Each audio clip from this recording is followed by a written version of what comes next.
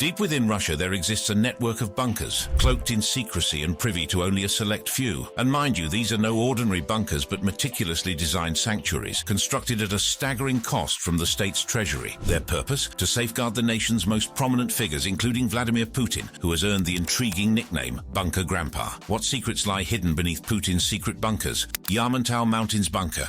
Deep in the southern Ural Mountains, there's ongoing construction in and around Mount Yamantau. Rumor has it that they're building some colossal underground bunker. Some folks say it's for mining, while others think it's prep for nuclear doomsday. But it's all been super hush-hush away from prying eyes for decades. So here's the deal. Back when Leonid Brezhnev was running the Soviet show in the 60s, the world was kinda on edge. The Cuban Missile Crisis had thrown everyone into a nuclear panic not too long before. And even though that crisis was averted, tensions between the big powers were still high, especially with the US getting involved in Vietnam. So the threat of nuclear war was still very much in the air. That's when sometime in the 70s they kicked off this massive construction gig in the southern Ural Mountains, focused on Mount Yamantau, which means Evil Mountain in the local Bashkir language. It's the tallest peak down there, standing at about 5,400 feet at its highest point. They started with two military garrisons, Belorets 15 and Belorets 16, and later threw in a third called Arkanet 2. These garrisons, with as many as 50,000 workers, did some serious digging and set up a rail system for transport. By 1979, they even merged everything into one city called UFO 105, later known as Mezhgoria. Now you see, Mezhgoria is what they call a closed or secret city. That means even regular folks couldn't get in, and no foreigners could even dream of setting foot there. Closed cities were all over the Soviet Union, and they were all about super secret research, weapons testing, and other high-level stuff. They were so secretive that even the families of the experts living there hardly ever got to leave, and they were strictly forbidden from talking about what happened in those cities. So while the workers kept on digging, the 80s rolled around, and the USSR's wallet was feeling the pinch, especially with that endless war in Afghanistan. Generally, when money gets tight, the first things to go are the experimental or extra projects. But the construction at Mount Yamantau just kept trucking along, and they even sent more workers in. When the Soviet Union eventually crumbled, you'd think they'd run out of money for stuff like this, but nope. Workers at Mount Yamantau kept digging, and by the early 90s, Mezhgoria's population was a whopping 73,000. Now, in 1994, a gutsy Russian journalist, N. Starkov, wanted a peek at this mysterious place. He couldn't get in via the regular roads, so he bushwhacked his way through the thick birch forest and got a glimpse of a colossal hole in the ground, surrounded by a massive construction site and even a helipad. Starkov spilled the beans in a local newspaper, Beloretsky Rabaki, describing all the iron junk he saw down there, from water mains to railcar wheels. But the scale of it all blew his mind. He said, "Good Lord, how did it get there? The scale was enormous. A chunk of it is buried deep under about 3,000 feet of solid rock, mostly quartz, and let me tell you, it's seriously massive. We're talking an area as huge as the Washington, D.C. area within the Beltway, which is roughly around 400 square miles. Reporters have noticed some serious action around Mount Yamantau. Loads of money are being pumped into it. They've slapped a no-fly zone over the mountain, making it super hard to get there on foot. You've got soldiers, these light infantry Jaegers, DJI Mavic 2 Enterprise Advanced drones fitted with insane 32-fold zoom and thermal cameras. Each of these drones costs a cool 500,000 to 1 million rubles, which is like 8,000 to 16,000 bucks. Now, as you can imagine, Starkov and his readers weren't the only ones who noticed something odd. US satellites started watching the area around the same time, and they were just as baffled as everyone else. At the time, the United States and Russia were trying to be all buddy-buddy, working on transparency and lowering tensions, and even agreeing to reveal their exact numbers and types of nuclear weapons. But this Mount Yamantau business didn't quite fit the bill. In the 1997 Russian federal budget, the project was sneakily tucked under the Ministry of Defense, and that raised a ton of eyebrows. People couldn't help but wonder, why was Russia spending precious rubles on Mount Yamantau when they were flat broke and knee-deep in debt? Some theories started bubbling up. Folks speculated that this place was a secret storage spot for nuclear waste. Not a pleasant thought, right? Or maybe it was the motherlode of Russia's national treasures, stashing away all their gold, silver, and expensive goodies. Some even thought it was Russia's version of Area 51, a place for top-secret experiments with a side of classified tech. So what's really the deal with this place? Well, it seems it's mainly set up as a sort of plan B for Russia's top brass in case of some major catastrophe. You know, like how the US has Raven Rock Mountain Complex, sometimes called an underground Pentagon, and FEMA's Mount Weather Emergency Operations Center. These places are all about giving the big shots a super secure spot to run things from in case things go haywire. And who's in charge of building these bunkers? It's this outfit called Construction Management Number 30, and they're doing it under the watchful eye of the Chief Directorate for Special Programs of the Russian President. Legally, this directorate has its roots in the 5th Department of the Affairs of the Council of Ministers of the Russian Soviet Federative Socialist Republic, whose main task was building and sprucing up sites for top dogs in case a war broke out. Alexander Linitz used to work for the Federal Security Service, and he's been running the show at the Chief Directorate for Special Programs of the Russian President since 2015. Putin must trust this guy big time because he scored a 176 7-square-meter apartment within the CDSP building on Bolshoi Tishinsky Lane in Moscow. And it's not just him. Other bigwigs like Anton Vaino, the head honcho of the Kremlin administration, Sergei Narishkin, the big shot at the Foreign Intelligence Service, and Alexander Bastrikin, the head of the Investigative Committee, also got some prime real estate in the same building. Black Sea Palace Bunker.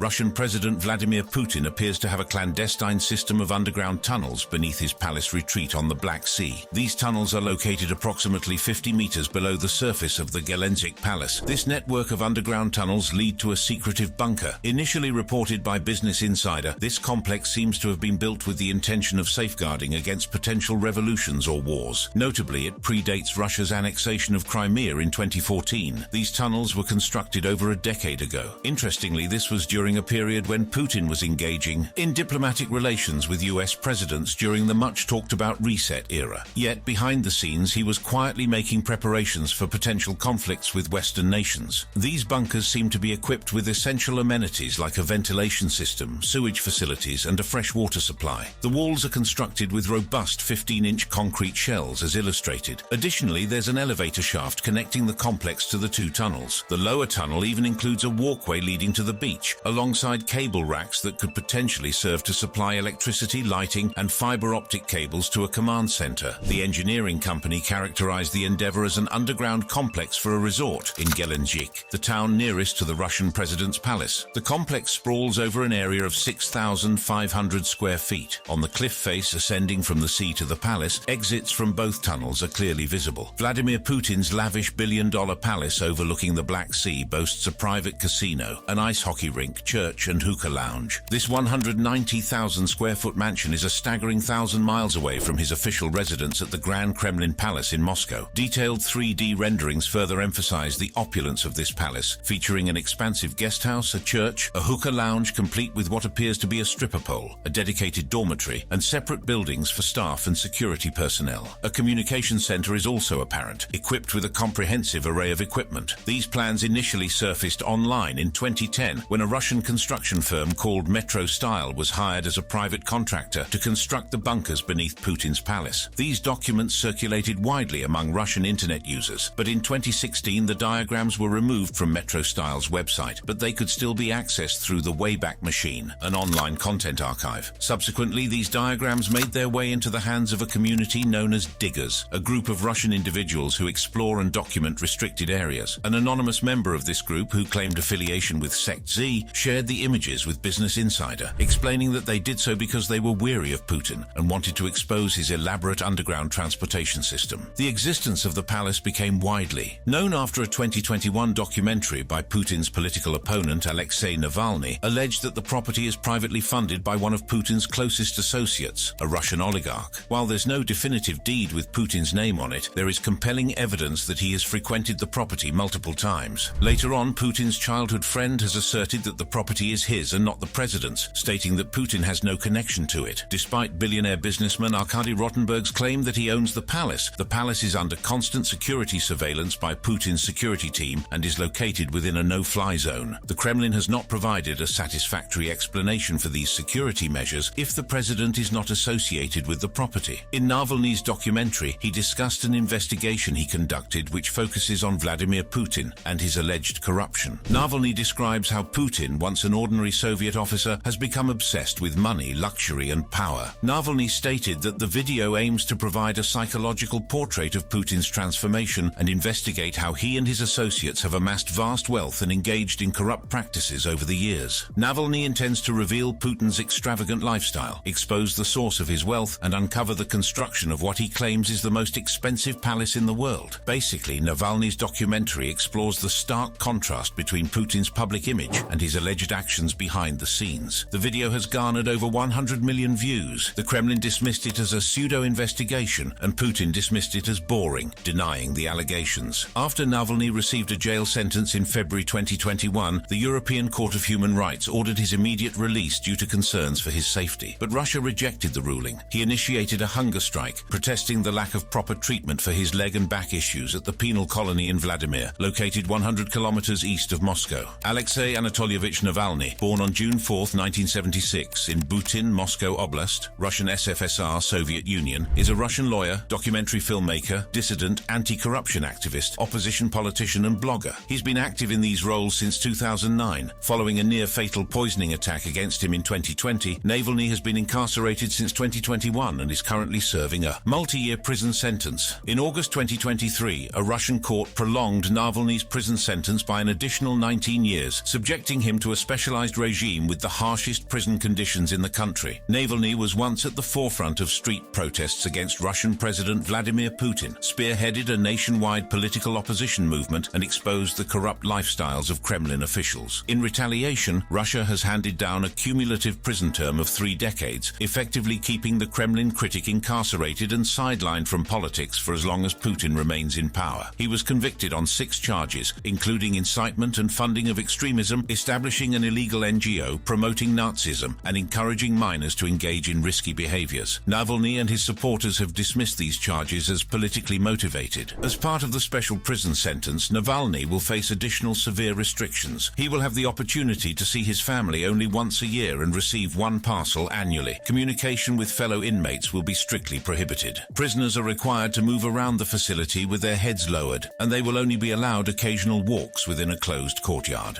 Altai Mountains. Recent reports suggest that Vladimir Putin has relocated his family members to an underground facility in Siberia, described as a luxury high-tech bunker. The bunker is situated in the mountainous Altai Republic, a whopping 4,000 kilometers away from Moscow. To get there by air, you're looking at a lengthy flight of approximately 6.5 hours. Traveling by road would be quite an arduous trek, potentially spanning up to 54 hours in optimal conditions, cutting across Russia from its western end to the eastern side. Some international reports speculate that Putin himself might be holed up in this bunker, but the secrecy surrounding his whereabouts is intense. His 2 daughters, Maria and Katia, go to great lengths to protect their identities, likely for their own safety, and it's believed that they are both within the bunker's confines. There's also word that Putin has a grandson who has supposedly made the journey to Ongudaysky to seek refuge with the family. The purpose of this underground complex, according to political scientist Valery Solovey, is to provide protection in the event of a nuclear war. Solovey, formerly in charge of the Public Relations Department at the Moscow State Institute of International Relations, has been a key source of this information. He has disclosed that this advanced facility encompasses an underground city constructed a decade ago by Gazprom, Russia's largest oil company and a former sponsor of the Champions League. Notably, the complex features a high-voltage energy substation capable of powering a small city. In February 2008, an independent expert report was published entitled Putin Itogi, which translates as Putin Summing Up, in which the authors presented their vision of the outcomes of activities and political heritage of the second president of the Russian Federation. In that report, they offered an uncomplimentary but fair assessment of Vladimir Putin's performance in various spheres of Russian life, including the economy, the military, the pension system, healthcare, road infrastructure, and more. The report was based on figures and facts that had been concealed from Russian citizens by official propaganda. However, many readers noted that one issue had been touched upon only briefly: the condition of the Russian energy industry in general, and Gazprom in particular. This omission was not accidental, as the authors believed that the situation concerning Gazprom required special consideration that could not be adequately addressed in just a few paragraphs. The authors had several reasons for this approach. First, Gazprom and its dynamics held special importance for the entire country. Second, they possessed first-hand knowledge of Gazprom's problems, having had direct involvement with the company in their professional capacities as a former Minister of Fuel and Energy and Deputy Energy Minister of Russia. And third, Gazprom represented a unique and personal project of Vladimir Putin. Throughout Putin's presidency, Gazprom's resources have been utilized for various purposes. In fact, Gazprom evolved into a deeply personal project for President Putin. From the moment he assumed power, his attention was fixed on the company. Even during the 2000 presidential election campaign, it was evident that energy issues and Gazprom held a central place on Putin's political agenda. In June 2000, just a month after his inauguration, Putin swiftly replaced Viktor Chernomyrdin with his close ally Dmitry Medvedev as the chairman of the board. By May 2001, Rem Vyacherev, who had been at Gazprom's helm since its inception in 1992, was succeeded by Alexei Miller. Putin's stance on Gazprom was evident in his statement during a meeting on May 30, 2001 at the Kremlin, where Vyacherev's dismissal and Miller's appointment were discussed. Putin said, "Gazprom is more than just a joint stock company. The entire national economy is based to a significant extent on the gas industry," underscoring the importance of the company at the outset of his presidency. Gazprom became the first business entity where Putin systematically placed his loyalists in key positions, displacing members of the previous management. The upper echelons of Gazprom's leadership quickly filled with individuals who had past connections with Putin from his time working in the St. Petersburg administration. Presently, among the 18 board directors overseeing financial matters, property affairs and corporate management, 11 have backgrounds tied to the St. Petersburg administration, OAO Seaport of St. Petersburg, St. Petersburg Commercial Ventures, or the Federal Security Service. This practice deviated from the norm in prominent global energy corporations, where leading positions are typically occupied by seasoned professionals with extensive experience in high-ranking roles within the energy sector. It is uncommon for former regional officials or employees of ports and construction companies to assume such top management positions, especially not in such large numbers. However, Putin personally orchestrated these appointments, prioritizing loyalty to his St. Petersburg clan over professionalism. Putin's involvement extended beyond managerial appointments. He allocated a significant portion of his working hours to address the ongoing challenges facing Gazprom. Many of his international meetings and foreign visits were centered around advocating various gas projects. Over the years, experts, journalists, and political analysts have often employed the metaphor weapon to characterize how the Kremlin utilized Gazprom to accomplish its political objectives. However, at present, the expression Gazprom, Putin's weapon, seems to have transformed into a literal reality. In April 2023, it came to light that Gazprom had established its own private army, known as Potok, which means the stream in Russian, and deployed recruits to participate in the conflict in Ukraine. This revelation was made by Yevgeny Prigozhin, the leader of Russia's Wagner mercenary group, whose fighters previously operated in Syria and Africa, before being dispatched to the Ukrainian battlefields. While it is possible that Gazprom independently created Potok, an organization officially sanctioned by government decree to protect oil production facilities, the undeniable fact remains. Gazprom is now directly implicated in the ongoing war, and this involvement is in fact official. For over 2 decades, Gazprom has served as the quintessential symbol of Russian state capitalism. Under the leadership of Putin's close associate Alexei Miller, it has consistently ranked as Russia's largest corporation, delivering substantial profits to the state, its other shareholders, and numerous contractors. Throughout this period, Gazprom's activities extended beyond natural gas extraction and refining to financing a diverse range of projects, from television networks to football clubs and even a ski resort.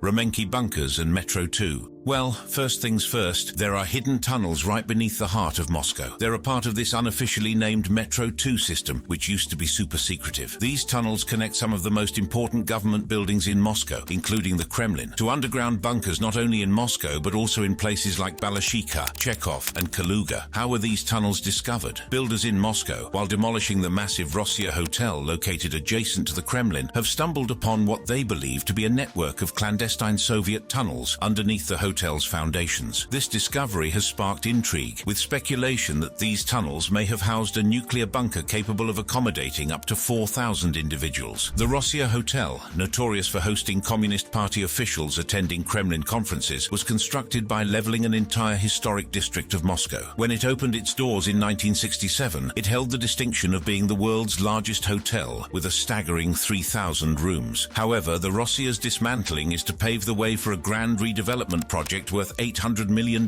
aimed at recreating the Tsarist-era Zaryadye district. Some intrepid reporters from Sobosednik stumbled upon one of the secret tunnel entrances near Mikhurinsky Avenue in Moscow. And guess what else the reporters discovered? Moscow is apparently dotted with many more such facilities. You've got these tunnels under Lukhnikov Lane, close to Lubyanka Square, where the FSB hangs out, Krestovozdvizhensky Lane, which is near the Ministry of Defense, and Taganka, near Stalin's old bunker. It's like there's this whole network of tunnels converging around this place called Ramenki 43, which urban explorers say is practically an underground city that links up with the Kremlin via these tunnels. These bunkers have a lot more to them than meets the eye. There's an extensive underground command center, a power plant hidden beneath the surface, and various other facilities to keep things running smoothly. One of the entrances to this secretive underworld can be found in an old concrete plant of all places. This concrete factory conceals an elevator and ventilation shaft that provide access to the bunkers, making it a perfect disguise. Rumor has it that you can also access these bunkers through an entrance at Ramenki Street 43, unofficially known as Ramenki 43. This spot is linked to a specialized mountain construction rescue unit, and the elevator shaft leads to the deep underground bunkers. It's quite possible that this serves as an entrance for vehicles as well. Additionally, there's said to be an entrance hidden away in the basement of Moscow State University, and another one located within the premises of the Nauka Scientific Research Association at Vernadskogo Avenue 12. Interestingly, this so-called Scientific Research Association is actually run by secret security services and might not have much to do with real scientific work. There's another intriguing way to access these bunkers, through a covert deep underground metro line, often referred to as Metro 2. While there's not much official information available, there's a wealth of evidence suggesting the existence of this underground network, not only under the Ramenki area, but also throughout Moscow's secret metro lines. Some details have even been revealed by Western intelligence sources. Since the dissolution of the Soviet Union, there have been credible reports suggesting that beneath Moscow's surface lies an intricate network of secret facilities dating back to the late 1940s during Stalin's era. These tunnels, which were apparently exposed during the demolition of the Rossiya Hotel, are believed to extend from the Kremlin, passing beneath the hotel and extending beyond Moscow's Garden Ring Road. These tunnels are believed to be maintained in operational condition as a precautionary measure. It is assumed that these tunnels, along with a bunker reportedly, discovered by workers, were intended for use by Communist Party officials and the Soviet leadership in the event of a nuclear war. Amateur adventurers or diggers who dedicate their spare time to exploring the city's underground infrastructure have long claimed to have encountered such tunnels. Additionally, persistent rumors have circulated about the existence of a secret Moscow metro line that has never been seen by the public. There's this underground line called Metro 2, which they say was planned back in 1967. Its purpose: to connect the Kremlin, the Communist Party's Central Committee headquarters, a massive 200-hectare underground bunker in Ramenki, a suburb of Moscow, and Vnukovo 2 airport, located 27 kilometers southwest of Moscow. Now, the Ramenki underground complex is rumored to have been completed around the mid-1970s. Is quite something. It's said to have everything to sustain thousands of people for up to 30 years. We're talking about food depots, generators, sleeping quarters, cinemas, and even swimming pools. Officially, the authorities have never confirmed the existence of such hidden places beneath Moscow. But you know how conspiracy theories go? Many Russians are absolutely convinced they're real. And if the Rossiya Hotel has been one of the many entry points to this secret world for the past 4 decades, well, it's going to be covered in concrete once more. Speaking of underground lines and tunnels, there's some buzz about Kim Jong-un possibly heading to Russia soon, and it's bringing attention back to the classic mode of transportation for North Korean leaders, those lavish, heavily armored trains that are part of the whole North Korea mystique and kind of represent how isolated they are. The purpose of this visit is speculated to revolve around discussions of potential weapons supply to Russia for its conflict with Ukraine. However, it's important to note that this trip has not been officially confirmed. This journey is significant for several reasons. One is it would mark Kim's first foreign visit in over 4 years, and it's happening amidst the backdrop of the ongoing pandemic. Traveling from North Korea to Vladivostok is no easy feat, as it involves covering more than 1,000 kilometers across the North's somewhat outdated rail network, which can take nearly a whole day. Kim Jong-un's overseas trips tend to be surrounded by secrecy and tight security measures. Unlike his father, Kim Jong-il, who reportedly avoided air travel, Kim has occasionally used his own Russian-made jet for some of his foreign travels.